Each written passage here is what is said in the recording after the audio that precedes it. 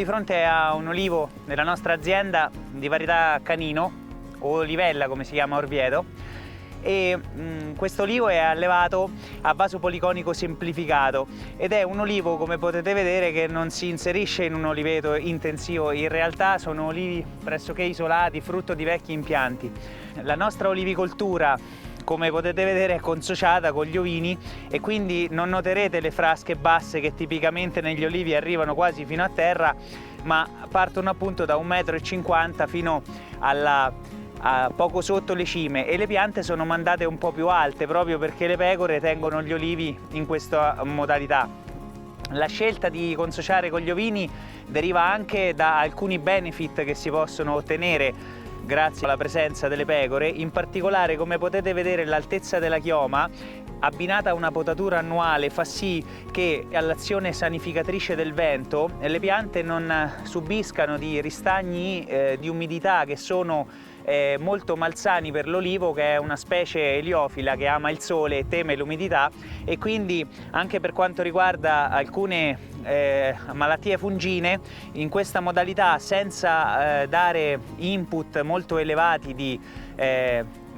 anticrittogamici, in particolare usando il rame una volta all'anno, si possono controllare queste malattie fungine. Per quanto riguarda la potatura che sto effettuando, queste piante, come detto, sono allevate a vaso policonico semplificato, che è un metodo di allevamento che fu teorizzato più di un secolo fa, nel 1914, ed è un metodo di allevamento che lascia le piante, diciamo, in una struttura che è sottile alle punte. Come si può vedere, la pianta finisce naturalmente con un tiro, con una punta, con un leader che deve essere sempre presente, e invece per quanto riguarda la struttura vediamo che c'è un tronco, ci possono essere da 3 a 6 branche primarie, si chiamano, che sono queste strutture legnose che hanno il solo scopo di portare le strutture atte alla produzione. Questa pianta, per come si presenta nell'ambito di una olivicoltura razionale, è una pianta che ha una gestione veloce per quanto riguarda la potatura, che deve essere annuale, come vedete. La tendenza che abbiamo è quella di creare una struttura amica dell'olivo, si può dire, cioè confortevole per il suo modo naturale di crescere e vegetare,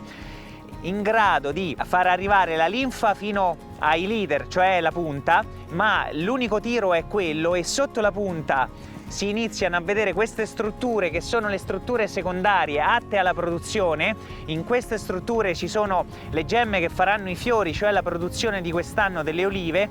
Dietro queste strutture si trovano invece i rami, che sono piccoli adesso e che con la produzione di quest'anno, che inarcherà la pianta quando ci saranno le olive, questi rami più retrostanti, adesso sono appena accennati o in alcuni casi diciamo sono piccoli,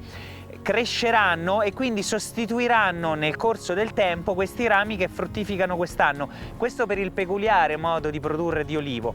Mantenendo un tipo di pianta del genere, gli interventi cesori annuali sono ridotti al minimo. Questo perché la cosa principale nell'ambito della gestione agronomica dell'oliveto è quello di diminuire quelli che sono i costi di produzione, che sono una voce molto importante se pensiamo che la potatura è la seconda voce di costo dopo la raccolta per l'oliveto. Così facendo riusciamo a mantenere i costi molto ridotti. Una pianta del genere così grande viene comunque potata e gestita in meno di 10-12 minuti massimo di lavoro all'anno. Questo garantisce un lavoro veloce e ci permette di ottenere con costi diciamo minori produzioni elevate e costanti nel tempo. Gli interventi che si compiono sono l'eliminazione dei succhioni che annualmente vengono a formarsi sul dorso della branca primaria e anche sul dorso della branca secondaria. Questi succhioni vengono eliminati perché cercano di riprodurre la struttura primaria, cioè quella che vedete obliqua qui davanti a noi. Si lascia invece pressoché invariata quella che è la situazione delle branche secondarie, limitandosi a un lieve diradamento di alcune strutture le quali rischiano anch'esse di adombrare la parte sottostante e come tale vengono eliminate con la potatura annuale, ma poi la pianta, che produce olive naturalmente e lo sa fare da sé senza gli interventi dell'uomo, si organizza, come abbiamo detto prima, per la produzione di quest'anno e degli anni a seguire. La frasca di olivo che cade per terra è brucata con passione dagli ovini, e alcune ricerche hanno dimostrato che le sostanze benefiche contenute nell'olivo, polifenoli o altre sostanze di alto valore, passano al metabolismo animale e come tale i prodotti, che siano la carne o il latte degli animali che pascolano questo particolare tipo di alimento, sono diciamo di più alto valore nutrizionale, quindi hanno una migliore composizione degli acidi grassi e anche diciamo altre sostanze che possono portare valore aggiunto alle produzioni derivate da questa latte.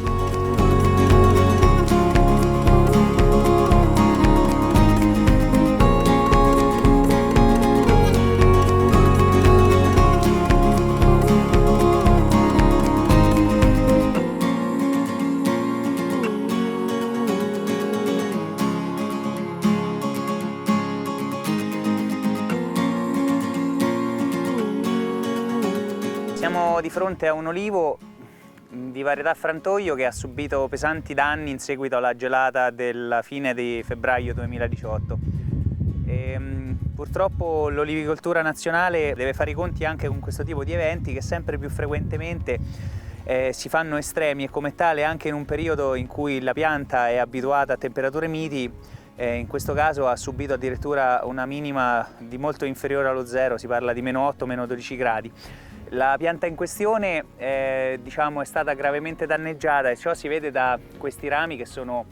ormai morti e quindi non possono riportare, non si può riportare una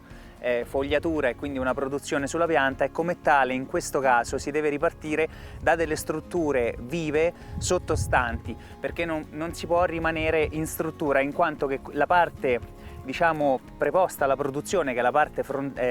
ventrale dell'olivo, è ormai devitalizzata e quindi non emette, come vediamo qui, non emette più rami a frutto ed è del tutto irrecuperabile. In questo caso la pianta ci dice dove invece è ancora ben vitale, ce lo dice con questi ricacci vigorosi, e sarà poco sopra questi ricacci che andremo a effettuare dei tagli di sbrancatura per far sì che diciamo da questi ricacci si riorigini in un periodo di circa 3-4 anni la pianta in grado di fare produzione. Un'ultima annotazione su un danno secondario da freddo: essendo una varietà molto sensibile alla rogna dell'olivo, sono presenti anche questi tubercoli di rogna, e questo fa sì che insieme alla sbrancatura bisognerà prevedere una serie di trattamenti rameici, in particolare per evitare che la rogna si sparga e quindi diciamo vanifichi l'intervento di recupero che adesso inizio a effettuare.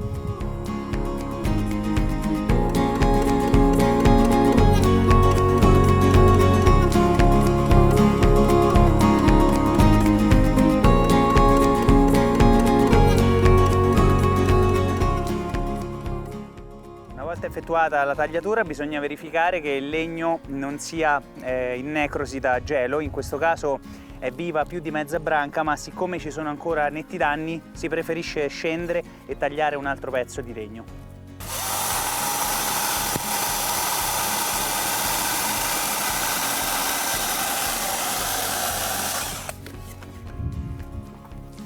Bene, a questo punto bisogna effettuare il lavoro anche sulle altre branche.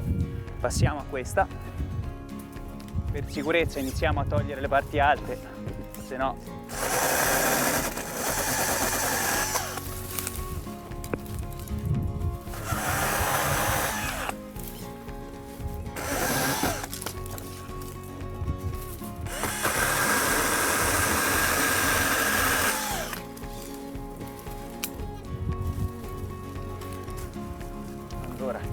possiamo provare a sfruttare il fatto che qui c'è un